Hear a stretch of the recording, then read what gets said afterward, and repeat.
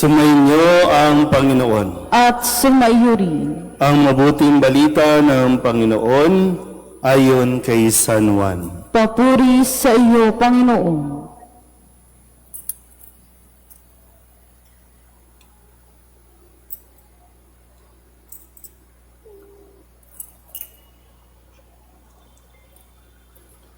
Noong panahong iyon, sinabi ni Jesus, "Tandaan ninyo ito, ang pumapasok sa kulungan ng mga tupa nang hindi sa pinto nagdaraan, kundi umaakyat sa di dapat pagdaanan ay magnanakaw at tulisan. Ngunit ang nagdaraan sa pintuan ay siyang pastol ng mga tupa. Pinapapasok siya ng bantay pinto at pinakikinggan ng mga tupa ang kanyang tinig.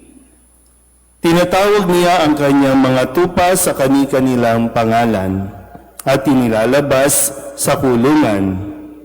Kapag nailabas na, siya'y nangunguna sa kanila at sumusunod naman ang mga tupa sapagkat nakikilala nila ang kanyang tinig. Hindi sila sumusunod sa iba, bagkus pangay patakbong lumalayo sapagkat hindi nila nakikilala ang kanyang tinig." Sinabi ni Jesus ang talinghagang ito, ngunit hindi nila maunawaan ang ibig niyang sabihin.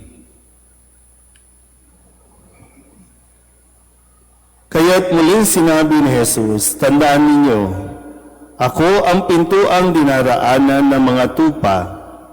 Ang mga nauna sa akin ay mga magnanakaw at mga tulisan.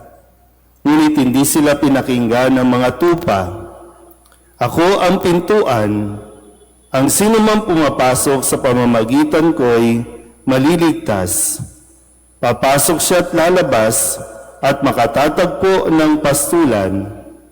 Kaya lamang pupunta rito ang magnanakaw ay upang magnakaw, pumatay at magwasak. Naparito ako upang ang mga tupay magkaroon ng buhay, isang buhay na ganap at kasaya-saya." Ang mabuting balita ng Panginoon. Pinupuri ka naming Panginoong Hesukristo. Isang magandang gabi po sa inyong lahat. Ngayon po ay Lunes ng ika-4 na linggo ng Pasko ng Muling Pagkabuhay. Bagamat ang Ebanghelyong akin pong binasa ay narinig na nating kahapon, linggo, at kung babasahin niyo po ang Ebanghelyo sa araw na ito ay katulad din ng mensahe kahapon, pero ang nagkaiba lang po, kung babasahin ninyo mamaya, yung Ebanghelyo natin ay sinasabi din na mayroon din na ibang mga tupa na nangangailangan din na kanyang kalinga. Mayroon din iba pang mga pastol o mayroon ding iba pa na hindi kabilang sa kanilang kawan na dapat din niya pong pagpahayagan ng mabuting balita na sinasabi nga dito na yung kaisipan kasi o mentality ng mga Israelita dahil sila nga yung the chosen one, no, ang bayang pinili ng Diyos, pero sa panahon ni Kristo ay pinapaliwanag na bagamat sila ang pinili, pero hindi iniaalis ang kaligtasan doon sa iba pang lahi. Naintindihan po ba? So mayroon pang ibang tao, hindi lang ang bayang Israel. Marami pang lahi, marami pang bayan na dapat ay kailangan din niyang puntahan. Nakuha po ba?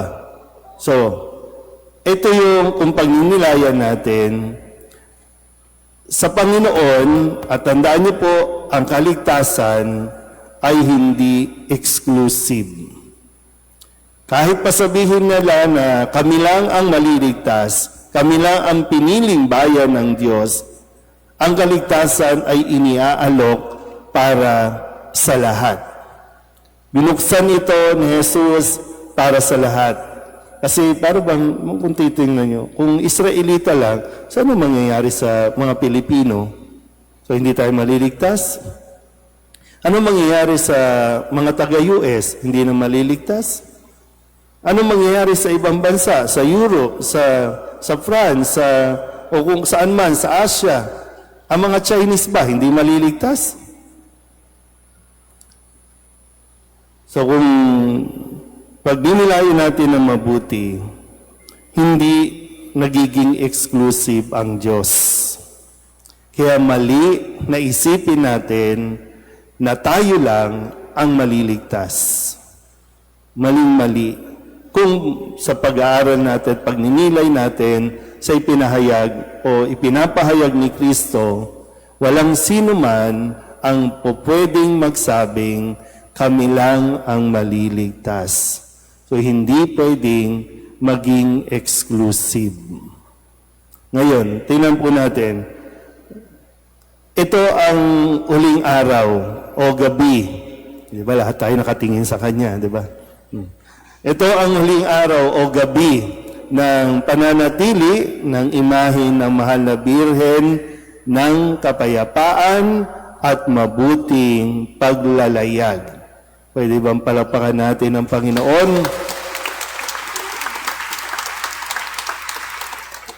Dahil ang mahal na Birhen ay ginagamit din at ang mahal na Birhen ay sumasang-ayon sa ipinapagawa sa kanya ng Diyos, ang maghatid ng mensahe ng kapayapaan, lalo tigit para sa lahat ng mga naglalakbay. Sabihin niyo nga po, kapayapaan.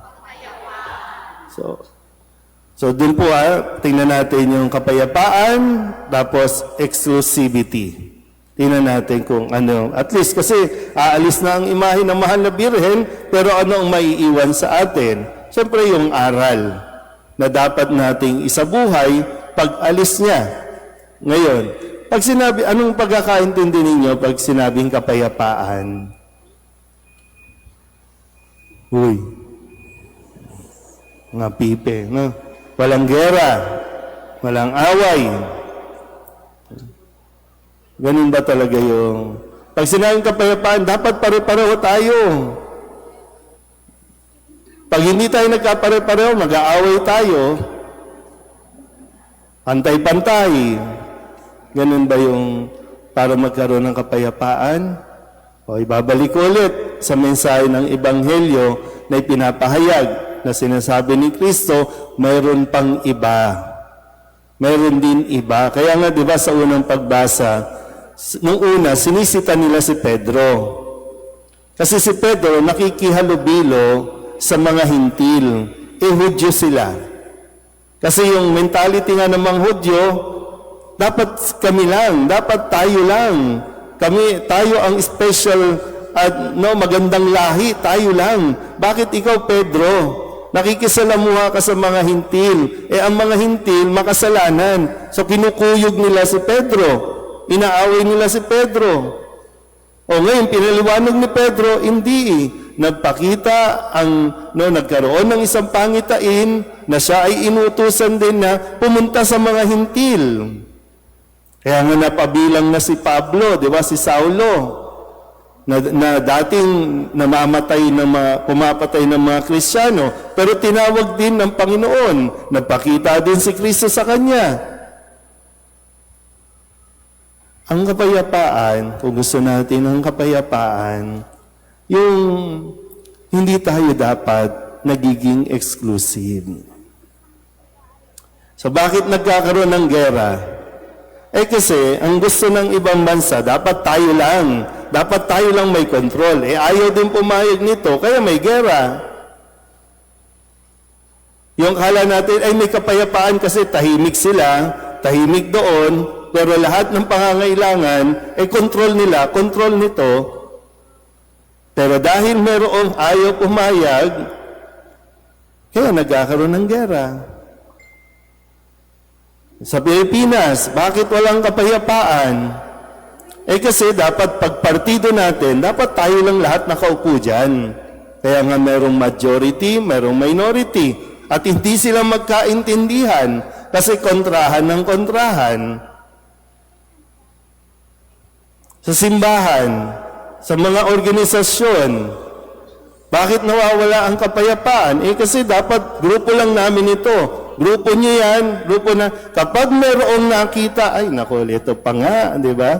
Pag may nakitang picture, nag-post, bakit kasama siya doon? Bakit nandoon niya? Gera na. Kasi hindi siya dapat makihalubilo sa iba. Pag Nazareno, hindi dapat sumama sa DMI. Tama ba? O ba't nandun yung choir? Yung choir, dapat pag, ano ba mga ang dami kasing choir. Anong choir ngayon?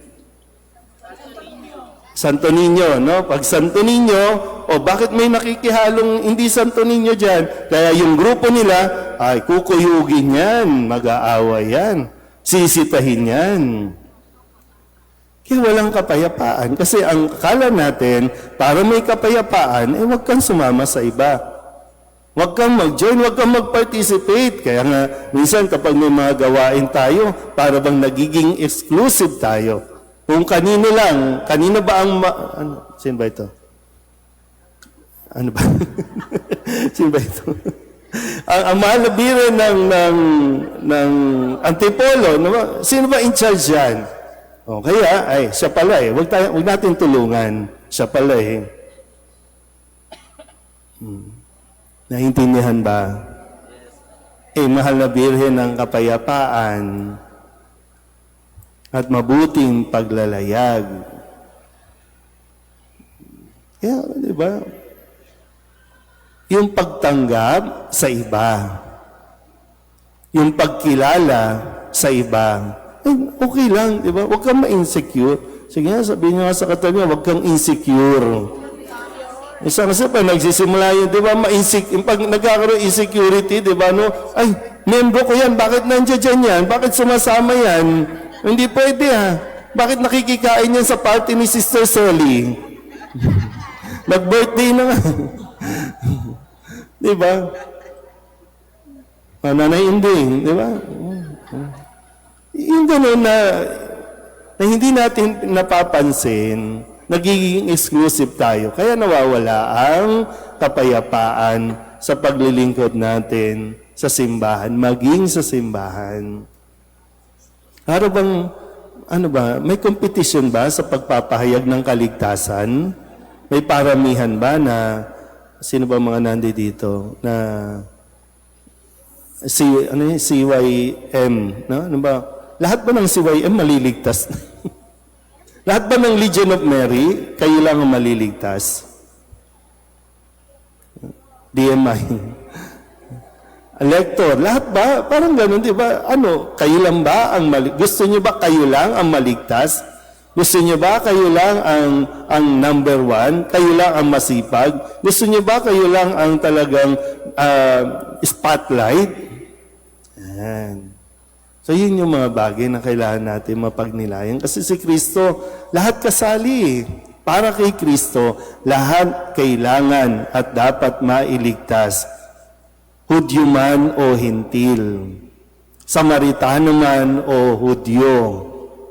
Lahat yan gusto ni Kristo, kaya nga ang bilin ni Kristo, di ba? Humayo kayo, nung bago siya, sa susunod na mga linggo, yung pag-akyat na ni Jesus sa langit at ang ibibili, humayo kayo sa buong mundo, ipahayag ninyo ang mabuting balita. Binyagan sila sa ngalan sa lahat ng makakarinig, sa lahat ng mga tatanggap at sasampalataya.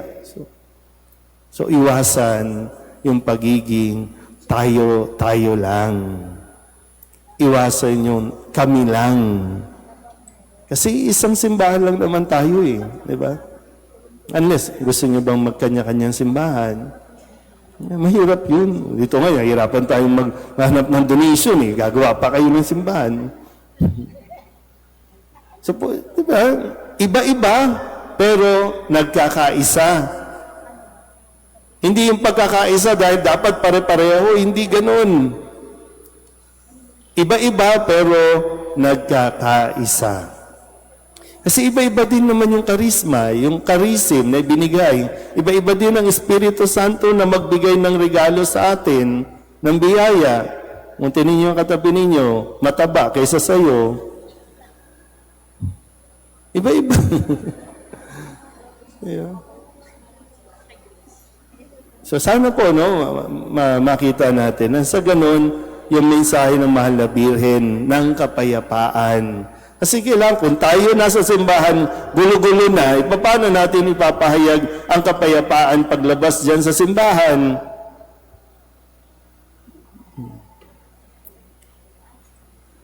Ano? Ang sarap nyo rin kasing no? Pero, di ba, napakaganda ng mensahe. Sino ba mga nagpa-fashion show sa mga sakristan natin, no? Maya't maya pumapasok, lalabas, pasok. Yan, mowas. Wow, the best. Diba? So, aalis ang Mahal na Birhen ng Antipolo, pero iiwan niya ang aral na kanya rin namang natutunan sa ating Panginoong Hesukristo. Siya na nga yan, nanay na nga yan, di ba? Nanay na ni Jesus yan. Di ba? Pero lahat, welcome. Lahat pinupuntahan ng Mahal na Birhen. Kaya patuloy ang kanyang, di ba, yung pagpapakita niya at paghahatid ng mensahe para din sa lahat. Kristyano man o hindi. Marami nang ang kwento, di ba? Hindi pa Kristyano pero nagpakita siya. Hindi pa Kristyano pero ipinahayag na ang mabuting balita. So ganun din nawa tayo, lalo na tayo, no? Na mga nabinyagan at Kristiyanong tinuturing, sana po ma-break natin yung pagiging exclusive natin at i-welcome natin ang bawat isa. Pero wag naman yung miyembro ka na ng DMI, miyembro ka pa ng ASEAN, miyembro pa ka ng ganito. Wag naman ganun, no? Ibigay mo naman sa iba. Lahat na lang sinalihan. Kaya tuloy, lahat nagugulo dahil sa iyo, no? Pero muli ang Mahal na Birhen ay laging umaalalay sa atin, gumagabay sa atin, patungo sa isang mapayapa at mabuting paglalakbay patungo sa kanyang anak. Amen.